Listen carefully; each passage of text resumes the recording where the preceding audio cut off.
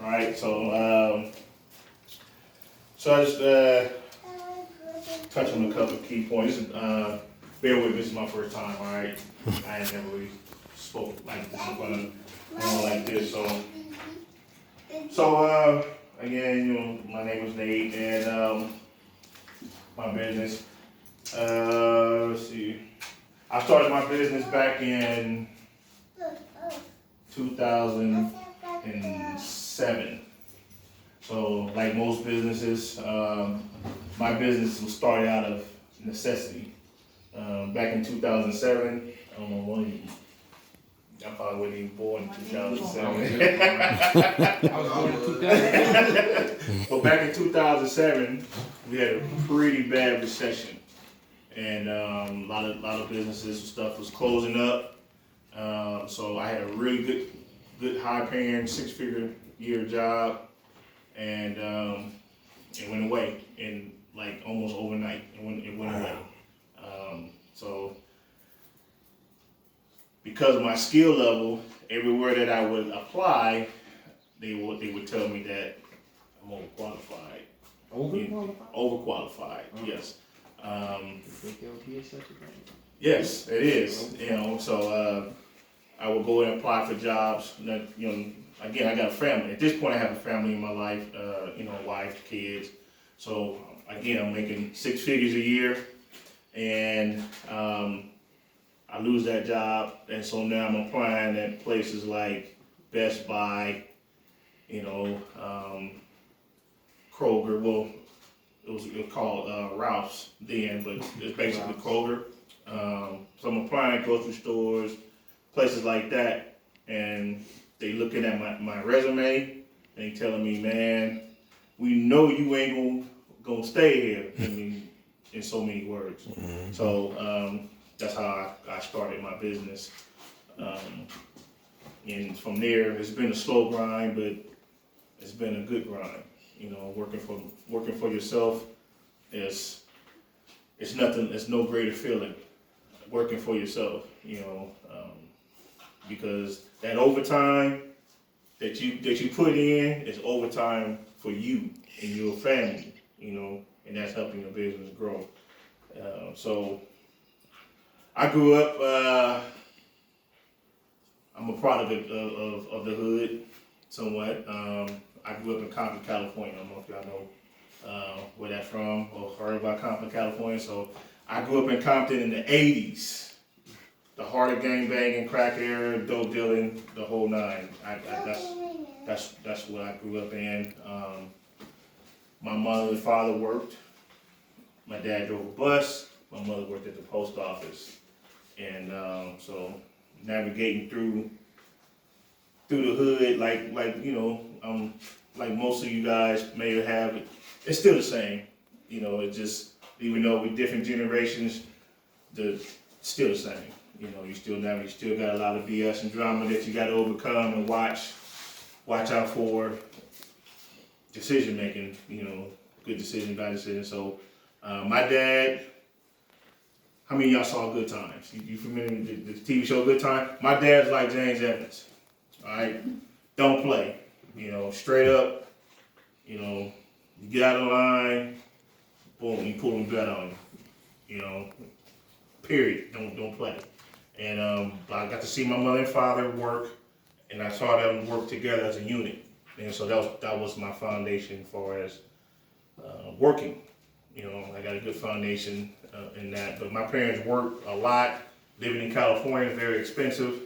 So, that's when you have those teachings that your parents show you or try to keep you grounded, or you have people in your church or, community, stuff like that. Try to keep you grounded, you know what I'm saying? Because when we got out of school, I had like 2 hours before my parents got home.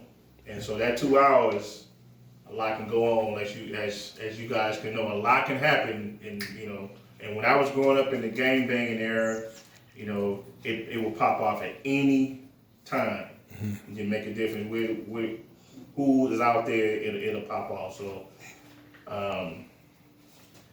it was pretty bad. So I got introduced in entrepreneurship from this guy named Lenny. Okay, Lenny was the neighborhood dope dealer. My dad did not like him because Lenny, he had all the shiny stuff, So let's see, the hot car he had, the hot car he had back there was the IROC Z28, the 91 5.0 with the dang wheels on it. That was the okay. So so that would be the equivalent of today's car. That would probably be the equivalent of the 2000 Vet, something like that. You know what I'm saying? The Porsche Pantera, it would be something equivalent, along those lines. Lenny was 22 years old. And he had 5.0, IROC Vet, lived at home with his mother, so he was the biggest dope dealer. Alright. But he was smart. He was book smart. Didn't have his dad in his life though, but he was real book smart. And how I got introduced into entrepreneurship was he would have the kids in the neighborhood do a little dirt for him. Right? So one time I got ready to try to do the little dirt. God always watching over me. My dad came home early that day. Right? So I'm coming out there, about to get ready. He about to slide me this little package. I'm about to get ready to take it down the street. My dad come home and he see me walking out of Lenny's house. But I didn't see my dad, you know what I'm saying? I didn't see him pull up.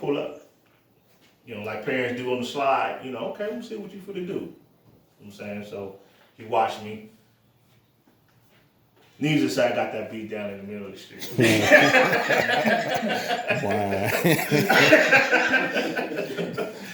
All right, so Lenny, he got into it with Lenny. Told Lenny, don't be blah, blah, blah. He was going back and forth. And so I didn't want to work hard. You feel what I'm saying? So my version of working hard was cutting grass, raking up stuff. I didn't want to do that for extra money. I wanted to go take these packages over here. Back then it was like, by this time, I think it's probably like 80, it's like 86. So he gave me like $50 to take this package down there. $50 is a lot of money in 86, especially if you like 10, 11 years old. How you gonna explain well, you got that having that money? Right. Where you get that kind of money from at 10, 11 years old? So he was like, man, I can't mess with you like that. He gave me respect. He said, what you need to do is you smart. You smarter than a lot of these other people. You need to figure out, use your brain, and you need to figure out a hustle, because this is all what it is a hustle. And so, so one day I said, well, man, can I wash your car? I used to love this dude's car, right? So I went and washed his car, and he saw how I paid attention to details. Now, I'm a car guy. I love cars. I love wiping on the wheels. The Daytons and all that. I just love how they shine. He said, man, you know what? This is what you should do. You good at washing cars. You good at attention to detail. So at 12 years old, that's like my first business. I started washing cars in the neighborhood. So my friend Leo, he was my best friend. Leo took the packages. So Leo had that money, and but his dad wasn't in his life, but Leo had that money, right? So I went over to Leo. I was like, well, look, man, we should partner up, because I ain't had no money. All I had was the work. He had the money. I had the work ethic. So we partnered up, and we went to Barker Supplies, and that's how we started. And 4 cars in, Leo quit. Said it's too much work. 4 cars in, right? So he gave me all of this stuff because he was getting that easy money. So I got product for free along with my work ethic. So anyway, long story short, I got 2 other guys that work in the neighborhood for me. I was charging $10 to wash cars, right? I kept 5 and gave the other two guys $2.50, and I didn't even have to do no work. And I just love how that felt. You know, so that was the beginning of that.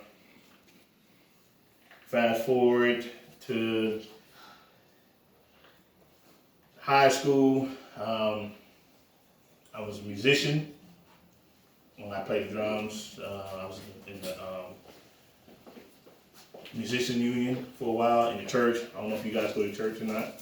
Okay, so I grew up in the church, and that's how I learned my instrument, my craft. I like to go in. So I learned how to market playing the drums. I learned how to put that money in my pocket, you know. So the church would, I never charged my church to play, right? But I had other people that would come to the church and they would love how I played and things of that nature. Me, with that hustle mentality, I'd come over to the church, you know, got to be around here, around this schedule. This is what I charge you to come, for me to come and play at your service. And I did that for a long time. I mean, maybe 10 years. Beating drums. Beating drums paid, put money in my pocket for a long time, right? So, let's see here.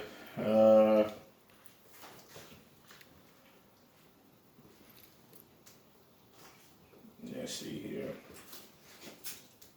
I mean, you guys got to trade. You know, you got to trade. Do you know how to do something, a skill? Do you have a skill? Not really. No? What you good at? Fight. You good at fighting? Okay. What you good at? You good at fighting too? Okay. Yeah. So y'all gonna be boxers. I've taken boxing. I used to go to the boxing gym. All that. Okay. Miss Ma'am with the phone. I must be boring. You huh? You ain't good at nothing? She's smart. You not good at nothing. Nothing. What are you good at? What do you do? Sitting here. No, be serious. No, you What are put you your hair good in that, you fix your hair right. That's something. It's a lot of people that looking raggedy right now and don't look like as good as you looking, right? I guess. My man, what you good at? Basketball. You good who? Okay. Okay. What grade you in? 8. 8th grade? Miss Lady, what grade you in? 10. Oh, you graduated? Yeah, Okay. Yeah, this the 18-year-old right here. Okay. Well, 19 today. 19? Today is birthday. Oh, okay. Okay. Oh, today your birthday? Okay. All right. Okay. Well, that was my hustle. Okay, so I was good at playing the drums, and I would say, you know, find something that you're passionate about. If you're passionate about boxing, give it all, your 100, your all. You know. He can also play football. Really? Yeah, he good at football. Yeah, he wrestling too. He actually on the Really? He was actually on the I'm gonna tell wrestling you something team. about the wrestling thing. There's more college opportunities in wrestling than it is in basketball. Did you know that? Huh? Okay. I just want to let you know that. Going to school for free is, what's the word? A beautiful thing, so to say. You know, there's no shame in it, you know. And you get this body slam from folk too. You know what I'm saying? Man, okay. I'll wrestle right now if I can go to school. okay. This lady, don't forget back on her though, 'cause she said she don't do nothing. Do you know how to cook? You don't know how to cook nothing? So how do you eat? I go buy some. You go buy something, so you got a job. No, she work So for when me you- right now. So you can go inside the store with this fly hairdo and be like, I'm hungry. No, I hustle my grandma some money. You who? I hustle my grandma some money. Oh, you hustling grandmother out some money. Okay, so I hope grandma will see this video. She gonna see it. You know, She definitely. I'm gonna make sure she see it so first. baby girl running game on you, grandma, you know. I'm gonna make sure she see it first. She offers the money. I don't hustle her. She offers. She work for me right now. Okay. Yeah. Well, I'm gonna tell you like this here. So, when I graduated from high school, right, I was kind of at a crossroads. Like, one, I had just had a baby. You know what I'm saying? So, I didn't know what I wanted to do. I was playing music, and so I was going on these little mini tours, but I had responsibility at the same time. Okay, so I would be gone weeks. My baby at home with my girlfriend, wasn't married, and that money wasn't coming in as it should. So I had my dad sat me down. I had to make a decision, you know. And so, how many of you guys, you in politics? How many of you guys heard of Maxine Waters? Have you ever heard of Maxine Waters? You should look it up, Google her. Right? Maxine Waters, she's a congressman. Right? So Maxine Waters had a program. It's a free program for janitorial services, and it was free for through the whole summer. Now this is my first summer out of high school. I ain't really doing nothing, so my mother signed me up. Well, she told me I had to go down there and sign up, so I went and signed up, and I went to this class 1 day a week for the whole summer, and so that was the foundation of what I use to this day. For my business. It was a free course, you know. How many of you guys know do you know what gentrification is? What is? Gentrification. Gentrification? Yes. Do you know what that is? Gentrification is right now what's happening. It's taking place right around right now. Is when all the white folks come back where all the black folks at. Basically, I'm just breaking it down in a nutshell for you, okay? They driving up all the value. They bring all the property value down, right? So they can get it cheap, right? And then they come back and bring all the resources back, but they push you guys out, right? That's just in language term how you explain it. So the reason why I'm going with this is skill jobs, skills, plumbing, electrician, carpentry, mechanics. You know, these jobs are coming back, and they're coming back with vengeance. They're paying very, very high dollar. These jobs are paying, right? Janitorial services. These jobs are coming back. If you can find something to create, you know, find a lane, man, I'm telling you, you will be able to take care of your family for a very long time. You know, something you can pass on. You know, do any of you guys have kids? No? Okay. Like me, like I said, I had a baby, so I had to make a choice. So when I went and did the Maxine Waters course, I got certified. That gave me a certification. So when I finished that course, I had a certificate, and I was able to take that certificate, and I was able to build off of it. You know what I'm saying?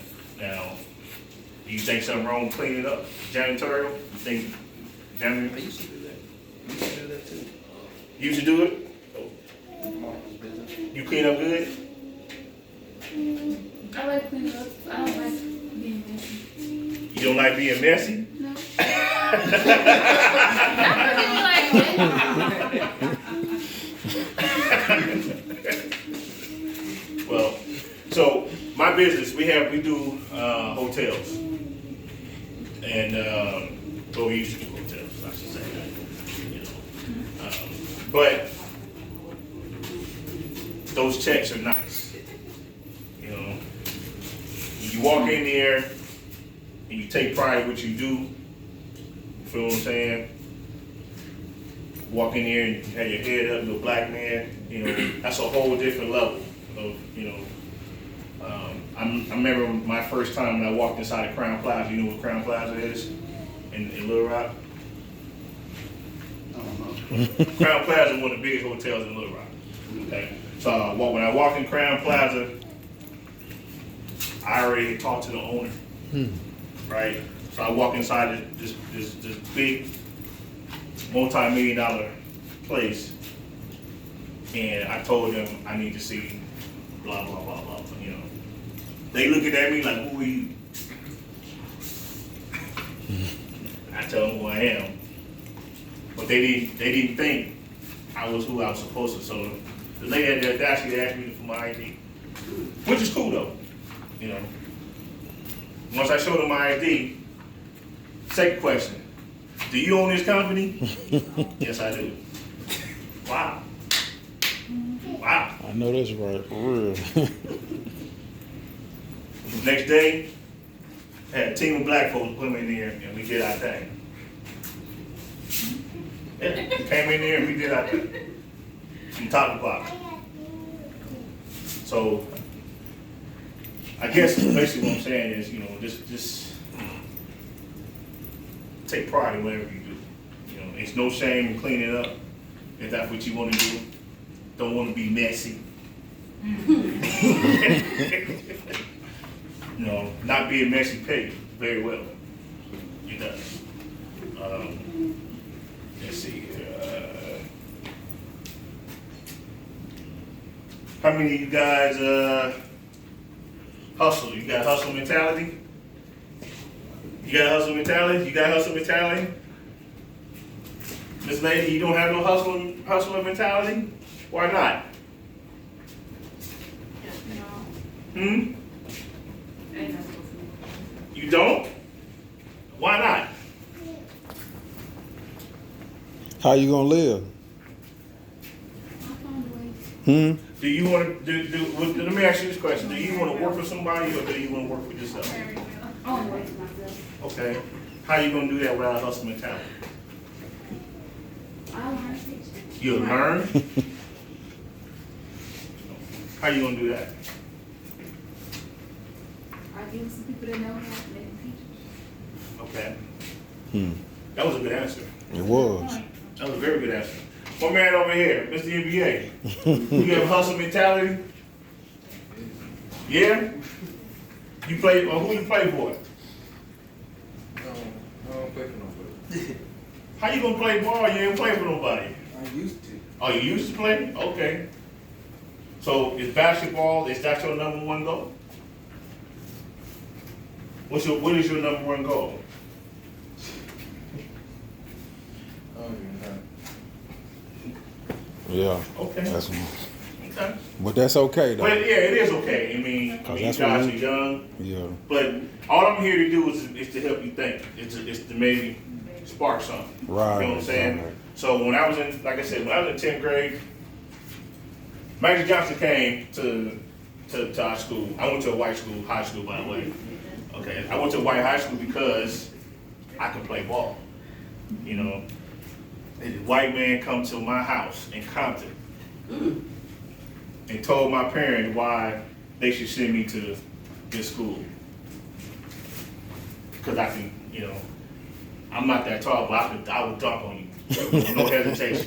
I would. My game was like, I don't know if you guys, my game was like Steve Francis. I know they did. Yeah. Okay. So that was my game was like Steve Francis. I would dunk on you without hesitation. Wow. You know what I'm saying? I got those hops from my father. My father, 19, he went to the Final Eight with Cal State Fullerton. Hmm. And he was a walk-on. No scholarship. Just pulled up his bootstraps, went in there and killed people. He made the team. You know what I'm saying? I mean, that's just how it was, you know. And he made it, and that team went to the NCAA tournament. He didn't get a lot of PT, but he was on the team.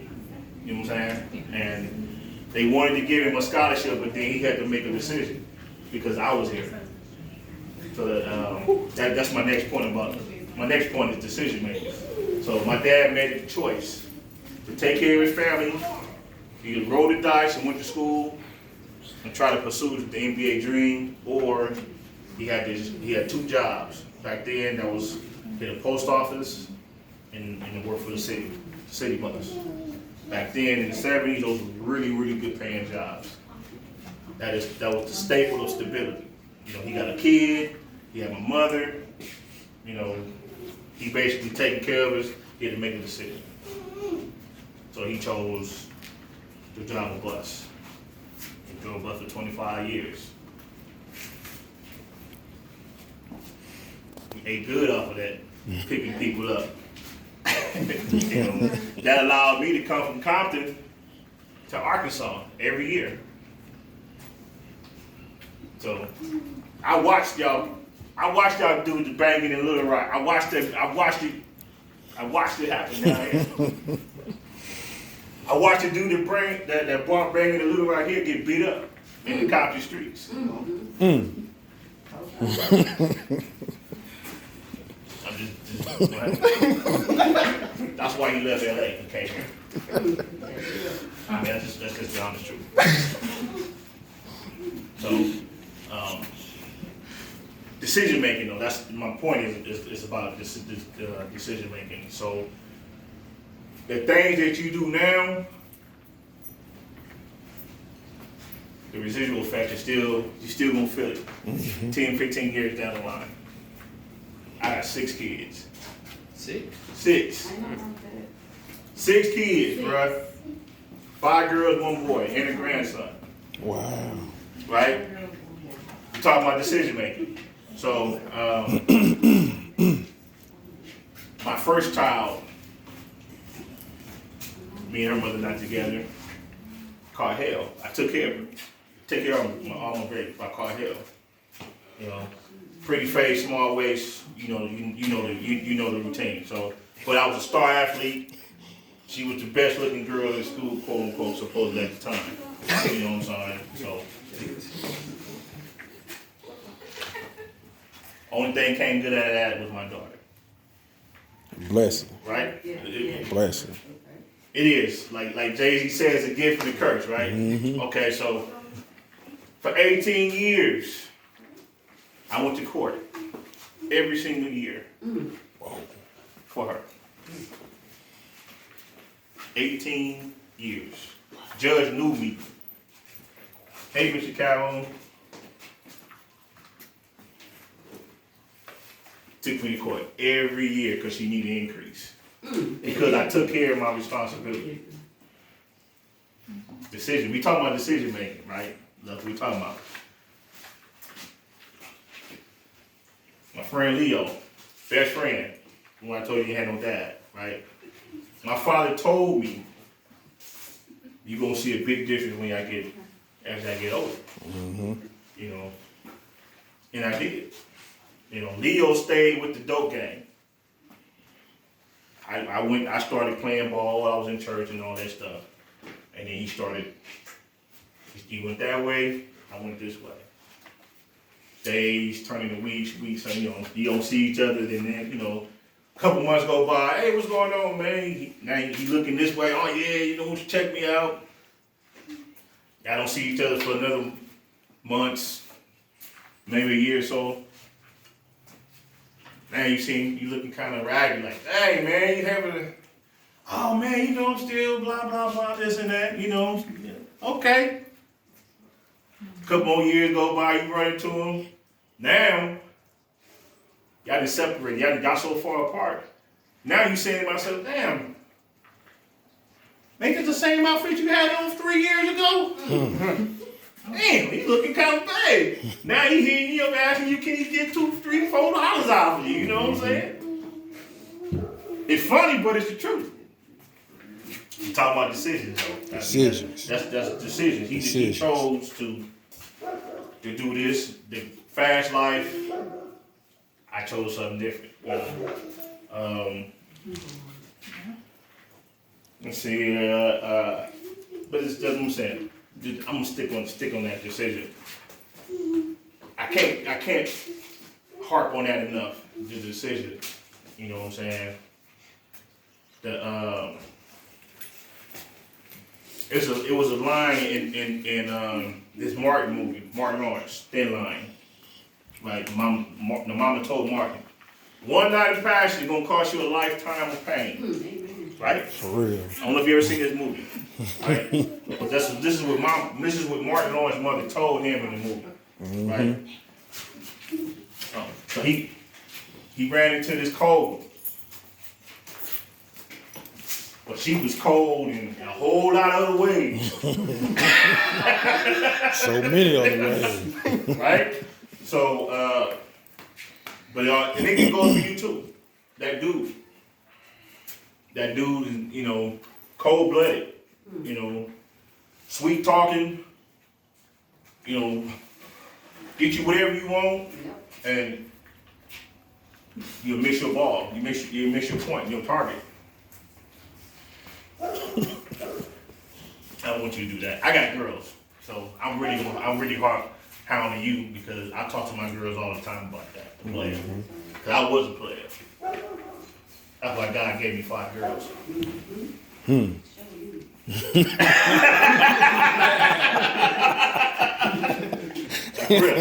I was playing. 5 girls, ex-wife, decision. Now we talking about Decision. Decision. We talking about decision. Yes, sir. You know, my ex-wife, she in my pocket.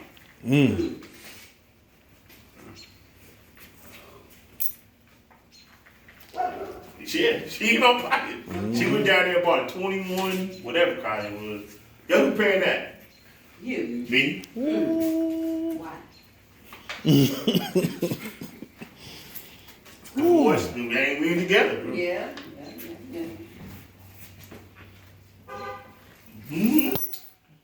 My Decisions.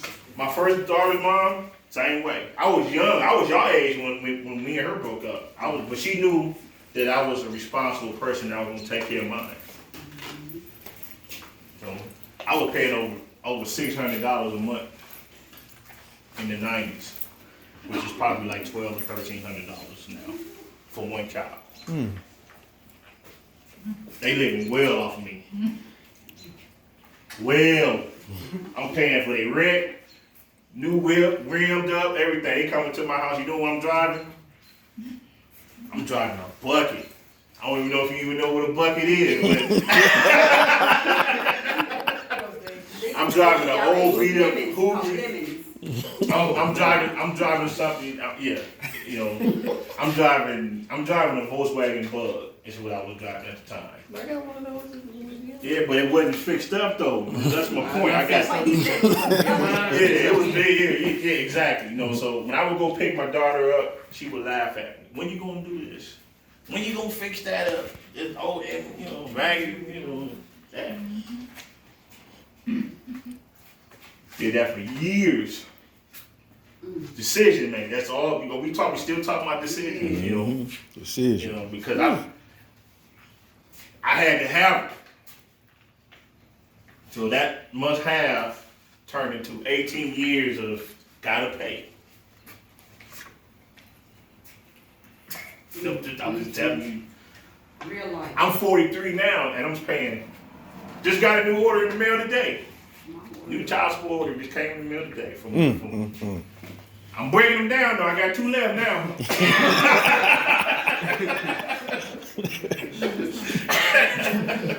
Free man. Almost. But it's decisions. All I'm trying to do is that's what I'm getting back to. You know, decisions. We want to make good decisions. You know, because the decisions you make either make your life easier, or you can make it real hard. So try to you know, and the people who you hang out with.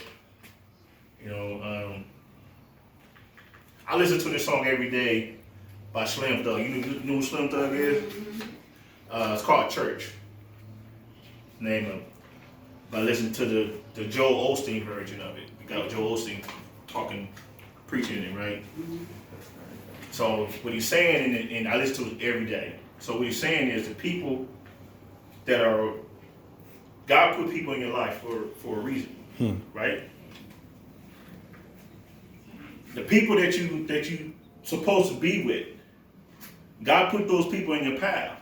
But if you're holding on to the ones who ain't about nothing, you're going to miss those people that God put in your path. Because you're holding on to Mr. or Mrs. Negativity, or you're listening, you know, Mr. and Mrs. I want to do this, I want to do that, you know. You know, I'm proud of that. God has put so many people. This man right here. You know, I told my wife I wanted to do something with a black youth group, right? So let me step back. So I network with a lot of cleaners across the country, right? We go and they go do this free work and stuff for white charities. Ronald McDonald, right, in Florida. So for about 2 years now, I've been asking them, man, why can't we go, I'm asking the brothers, why can't we go do something and do for us? You guys coming from all over the country to Florida to give away work so you can be seen or whatever the case may be.